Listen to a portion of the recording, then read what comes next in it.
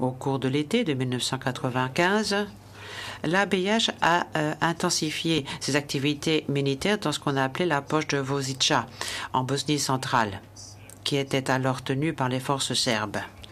En septembre 1995, l'armée de Bosnie-Herzégovine a lancé 2 opérations appelées Ouragan et Vard. Elles furent couronnées de succès et eurent pour effet de chasser les forces de la VRS de la poche de Vozuca. Et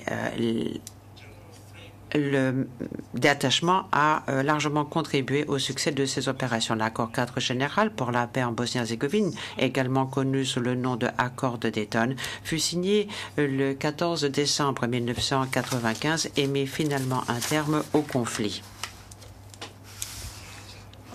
La Chambre de première instance va maintenant examiner les crimes allégués dans l'acte d'accusation.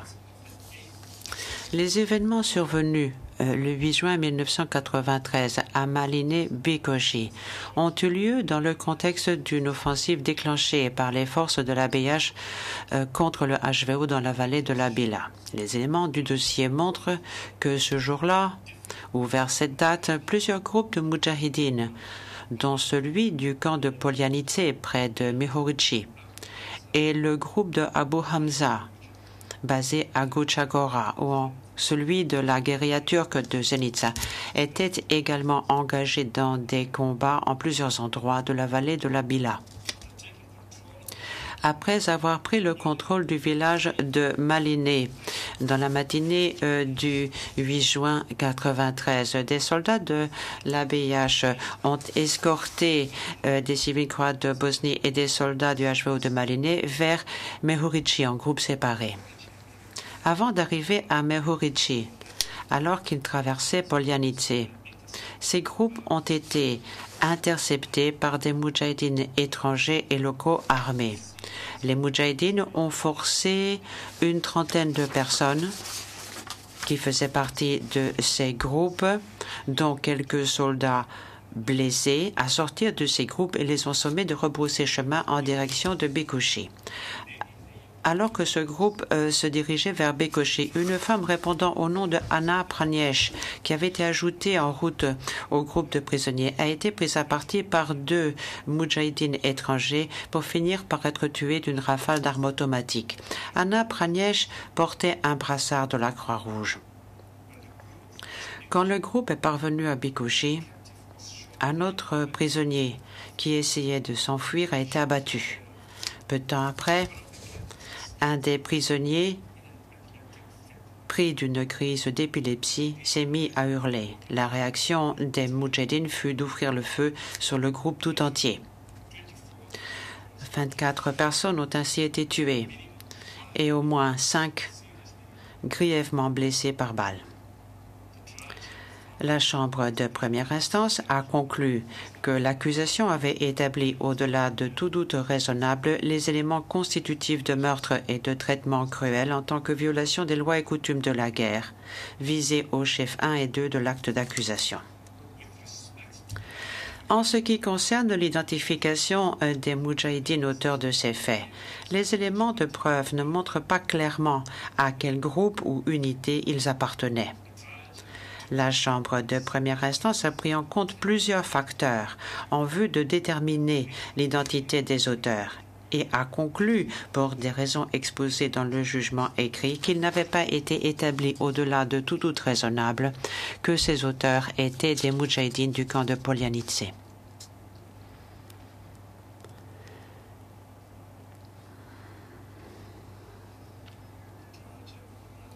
À présent, la Chambre de première instance va examiner les événements survenus à Livadé et au camp de Kamenica en juillet et août 1995. Le 21 juillet 1995, à la suite d'une opération militaire dans la poche de Vozuca, dite Proliece 2, des moudjahidines ont capturé 12 membres de la VRS, dont un médecin et un auxiliaire médical, qu'ils ont enfermés à Livadé dans une maison d'un étage pendant 2 jours.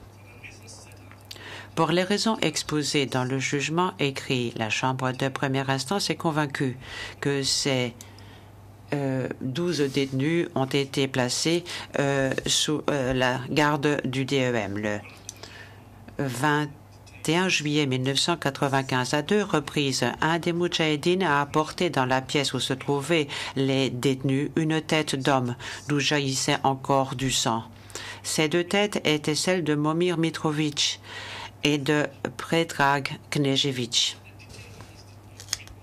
Bien que les détenus n'aient pas assisté à la décapitation de Momir Mitrović et de Predrag Knežević, la Chambre de première instance est convaincue pour les raisons exposées dans le jugement que ces 2 hommes ont été délibérément tués par des membres du DEM. La Chambre de première instance a conclu que l'accusation avait établi, au-delà de tout doute raisonnable, les éléments constitutifs du meurtre en tant que violation des lois ou coutumes de la guerre visées au chef 1 de l'acte d'accusation. Du 21 au 23 juillet 1995, des membres du DEM ont détenu les 12 prisonniers de la VRS dans des positions très inconfortables et les ont soumis à de multiples sévices, notamment en les rouant de coups et en leur montrant les têtes de Momir Mitrović et de Predrag Knežević qu'ils venaient de décapiter.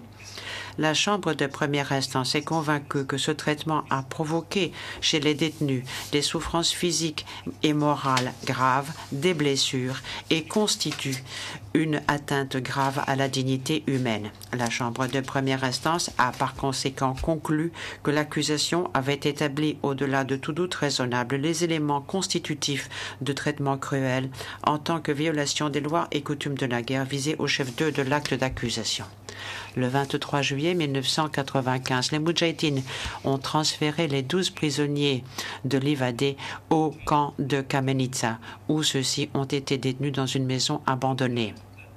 Cette nuit-là, un Moudjahidine a abattu de sang-froid un des détenus, qui s'appelait Gojko Vujicic.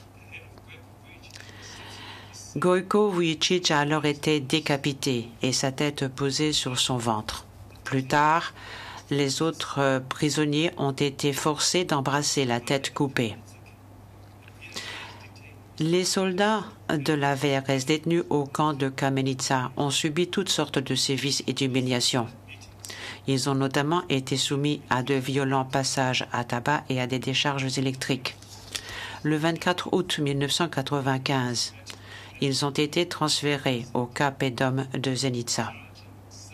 La Chambre de première instance est convaincue qu'en ce qui concerne le meurtre de Gojko Vujicic, l'accusation a établi au-delà de tout doute raisonnable les éléments constitutifs du meurtre en tant que violation des lois ou coutumes de la guerre visées au chef 1 de l'acte d'accusation.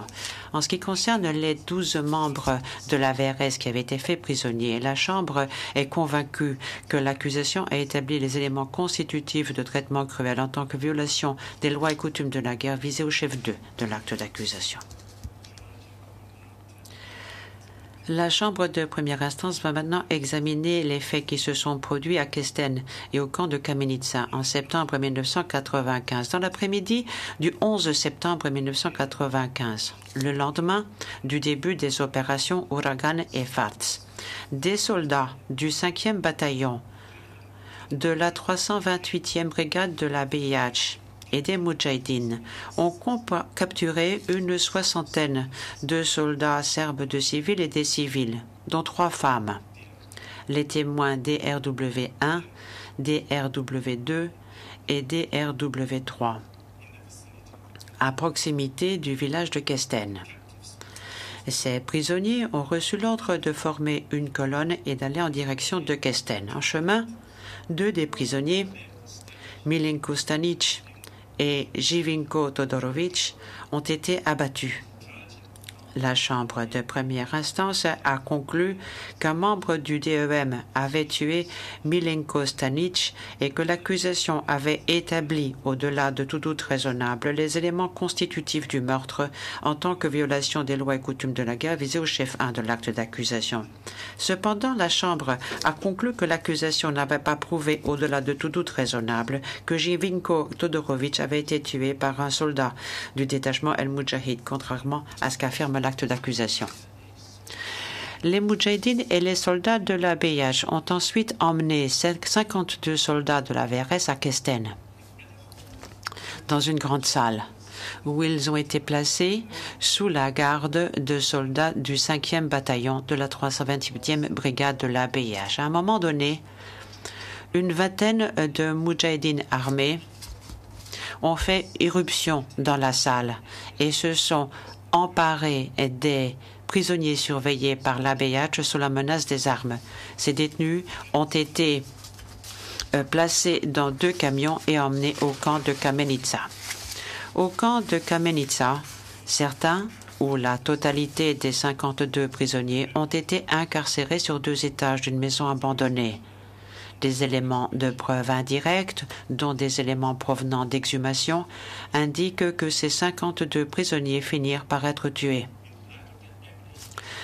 À la lumière de l'ensemble des éléments de preuve et des raisons exposées dans le jugement écrit, la Chambre de première instance est convaincue que les 52 hommes serbes dont les noms se trouvent à l'annexe C de l'acte d'accusation ont été intentionnellement tués par des membres du DEM au camp de Kamenica entre le 11 septembre et le 14 décembre 1995. Par conséquent, la Chambre de première instance a conclu que l'accusation avait établi au-delà de tout doute raisonnable les éléments constitutifs du meurtre en tant que violation des lois et coutumes de la guerre visées au chef 1 de l'acte d'accusation. Toutefois, en raison de l'insuffisance des preuves apportées pour prouver que les détenus avaient subi des mauvais traitements, la Chambre a conclu que, concernant ces 52 prisonniers, l'accusation n'avait pas prouvé au-delà de tout doute raisonnable les éléments constitutifs de traitement cruel en tant que violation des lois et coutumes de la guerre visées au chef 2 de l'acte d'accusation. Le 17 septembre 1995, ou vers cette date, un autre groupe de 10 prisonniers serbes de Bosnie est arrivé au camp de Kamenica. Ces hommes ont été détenus au rez-de-chaussée de la maison abandonnée. Des membres du DEM leur ont systématiquement infligé des sévices causant de graves souffrances mentales et physiques, notamment en les frappant avec une violence brutale et en se servant de décharges électriques. De plus, Nenadjovic, qui avait été amené au camp de Kamenica plusieurs jours après le 17 septembre, a succombé au passage à tabac ou à l'absorption d'eau impropre à la consommation, ou suite à ces 2 facteurs auxquels s'ajoutent les conditions de détention dans le camp de Kamenica. En ce qui concerne Nenadjovic, la Chambre de première instance est convaincue que l'accusation a prouvé, au-delà de tout doute raisonnable, les éléments constitutifs du meurtre en tant que violation des lois ou coutumes de la guerre visées au chef 1 de l'acte d'accusation.